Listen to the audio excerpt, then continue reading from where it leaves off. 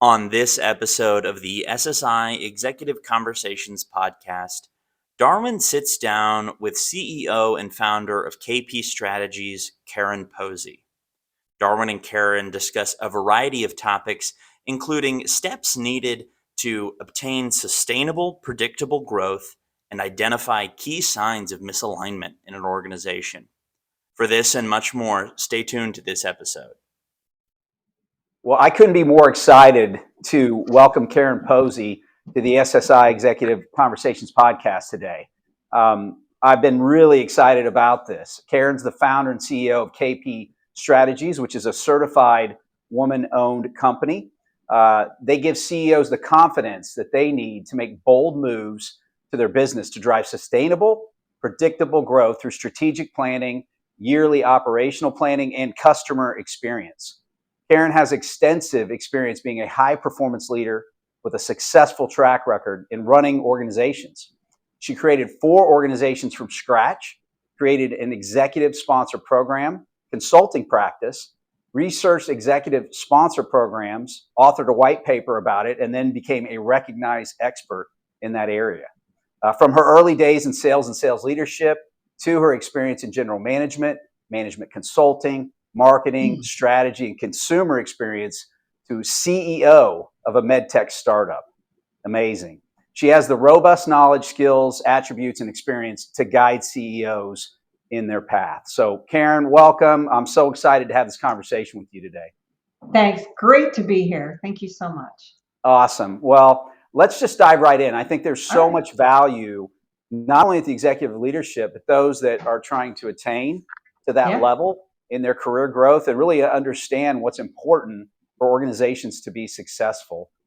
What would you say, let's start out, what are the 3 things that CEOs miss when they're trying to grow, and I'm going to use your terminology, SPG, sustainable, predictable growth?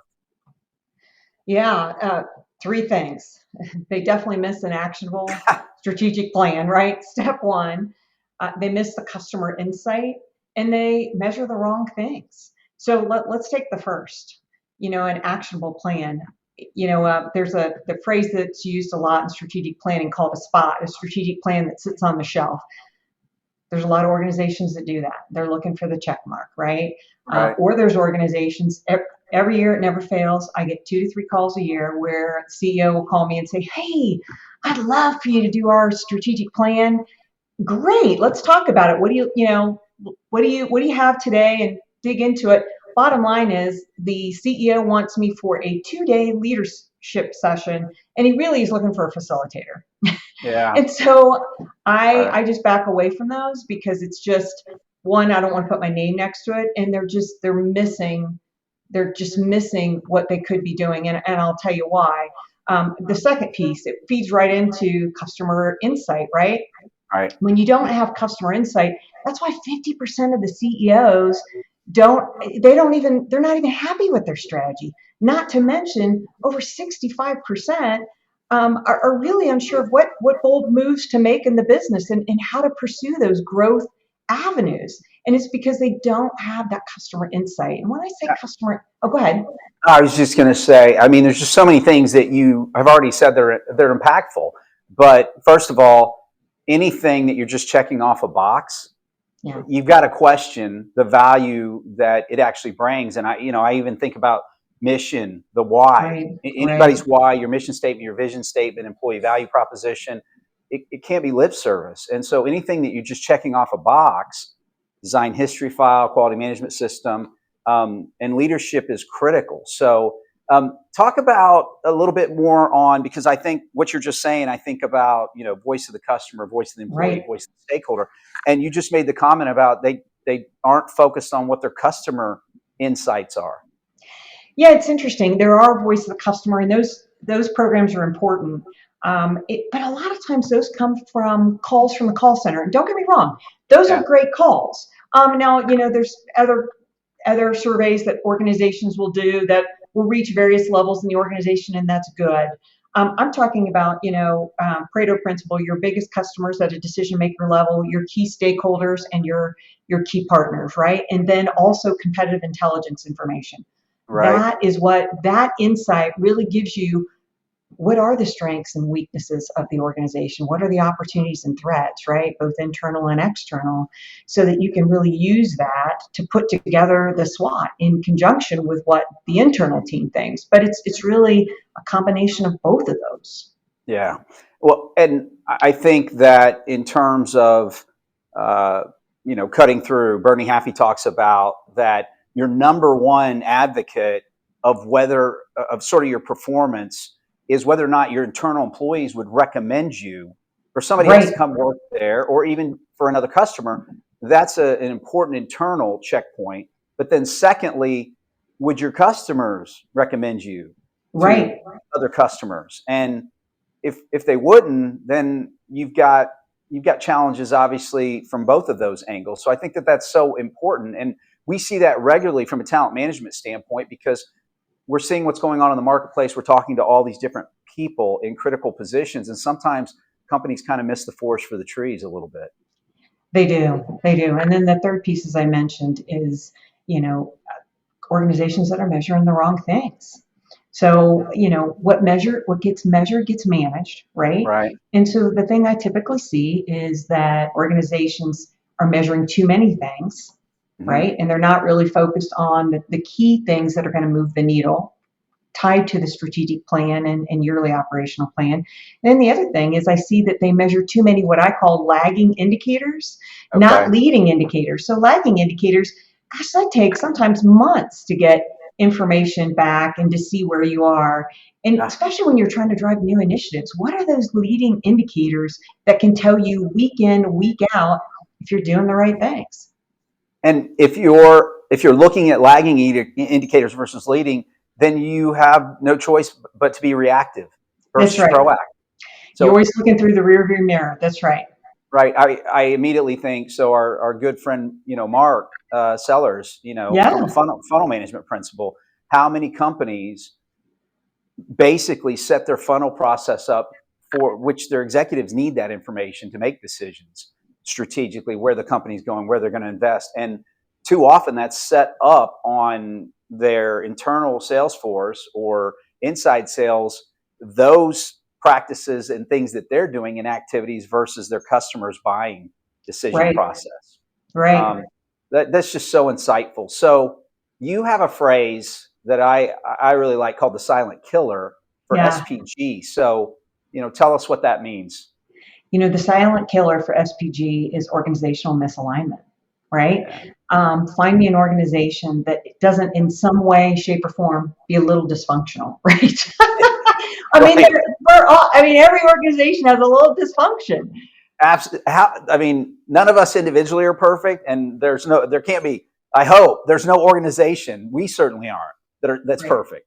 Right.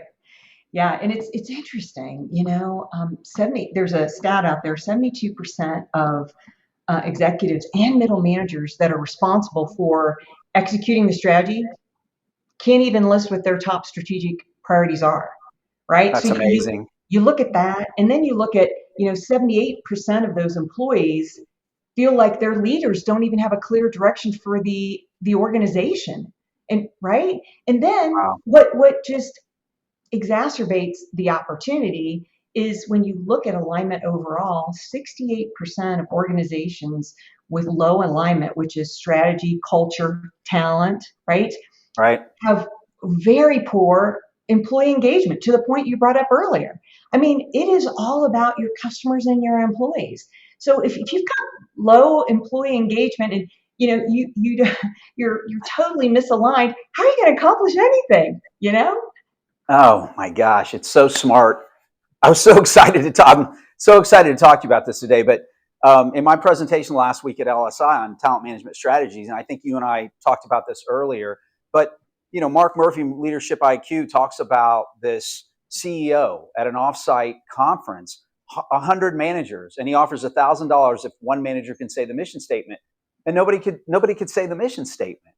And so, like, if you don't understand your mission statement, then Right, it obviously isn't impactful because you don't know right, what it is, which comes back to your why. You don't really know why you're doing what you're doing. And so from a leadership standpoint, if you've got a team and they don't know really why what the strategy is, or why they're doing the strategy, how would they actually know exactly what the strategy is, and how do you want them to execute on it? It's just That's so right. important. And Right. you talked about low employee engagement. Well, yeah.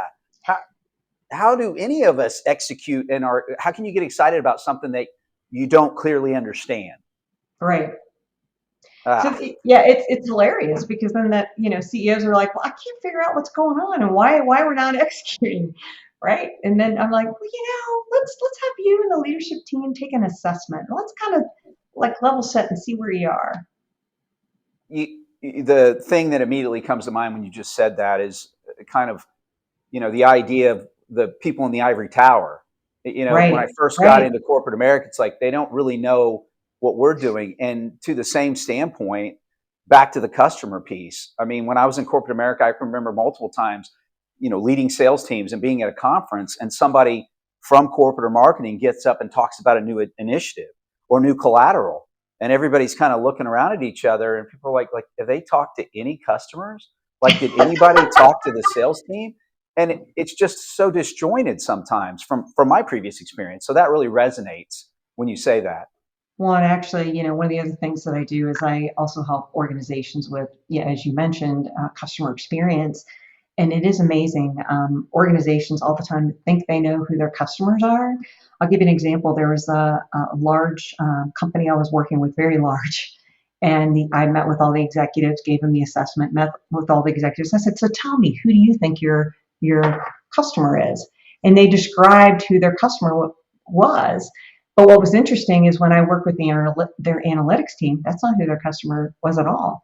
That's The amazing. reason they thought it was their customer is those were the only people calling the call center. You're So kidding. here, that was only 5% of their customer base, and they were missing 95% of their customer base, which were in two other personas. And so So it's the fascinating. people doing the analytics, they were only getting the information relevant to the call center. They weren't getting the integration of that in the analytics. Right. And so when I started, I said, well, hey, can I work with your analytics team? And so I did. And I said, hey, can I had them run some parameters. And when I showed the executives the data, they were blown away. They could not believe it. But I got to tell you, Darwin, that happens more than not in all various sizes of a lot of organizations. It's who they think the customer is. A lot of times it's just the people calling the call center. That's not really sometimes who their customer might be. So. I talk all the time about 2D, 3D, 4D. And, 2D to me is very transactional. Mm-hmm. 3D is more insightful. You understand what's important to people, what's going on in the marketplace, and how those different points interact. And 4D is kind of being able to project an influence in a Mm-hmm. sense. And so if setting up a quality management system in the right way is I'm not saying it's easy, but if you don't have your system set up and you're not measuring outcomes, and you talked about earlier, half the time they're measuring the wrong outcomes. So you have to Right, know what are your key indicators and what are the things that you want to measure. But right. then you have to measure those outcomes, because if you don't measure the data and examine it, you can't ever use analytics to create true best practices. That's right. Well said. So how do you achieve SPG? There's a couple ways. First, as we talked about, it absolutely starts with an actionable 3-year plan that is executable. The reason I have a company and the reason we stay pretty busy is that 92% of executives can't execute.